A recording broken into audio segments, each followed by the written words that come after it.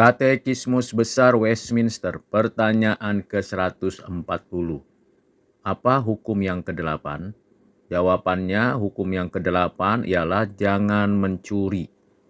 Ditulis pada Keluaran 20 ayat 15. Dari perintah Tuhan ini, kita diberikan peringatan keras untuk kita tidak melakukan pencurian dalam bentuk apapun dan dengan cara bagaimanapun. Mencuri berarti mengambil sesuatu yang bukan milik sendiri, menjadi milik sendiri. Cara mencuri beragam. Ada yang langsung diambil dari tempat sesuatu yang diambil, barang, uang, atau apapun, atau dengan pemalsuan dokumen dengan berbagai macam cara. Tuhan menghendaki kita tidak mencuri. Lalu bagaimana caranya kita hidup dengan benar supaya tidak mencuri? Karena itu perlu ada upaya untuk kita mencukupkan kebutuhan hidup kita. Agar apa yang kita butuhkan bukan berasal dari hasil pencurian. Bagaimana mencukupkan kebutuhan seperti itu? Bekerja keras, entah sebagai petani, sebagai nelayan, sebagai peternak, sebagai pekerja di pabrik, karyawan, dan berbagai pekerjaan lain yang berhubungan dengan produksi atau jasa. Dengan tidak mencuri, kita bukan hanya membuat diri bekerja keras, juga menghargai hasil karya dan keringat orang lain.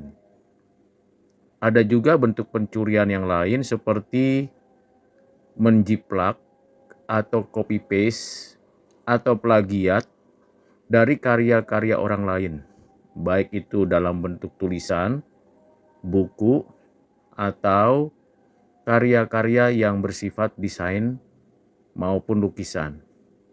Ketika seseorang mencuri atau melakukan upaya pencurian, maka motivasi di balik itu ialah untuk memperkaya diri, untuk membuat karya orang lain itu hilang, lenyap, atau untuk memberikan kesan bahwa dialah yang memiliki segala sesuatu. Kiranya Tuhan menolong kita untuk menjadi orang-orang yang jujur, tidak melakukan pencurian.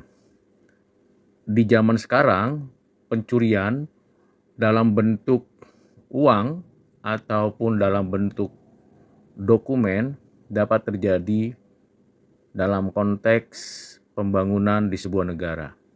Para pencuri itu disebut koruptor. Ada baiknya para koruptor itu tidak hanya dipenjara, tidak hanya dimiskinkan dari kekayaannya untuk negara dan rakyat, tetapi diberikan pekerjaan, yaitu bertani kah, beternak kah, ketika dia berada di dalam penjara. Sehingga dia bisa merasakan bahwa ada orang lain yang mengalami kesulitan hidup karena ia melakukan korupsi uang negara yang adalah juga merupakan uang rakyat.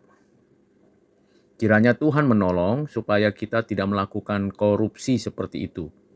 Sekali lagi, Tuhan berkata, jangan mencuri.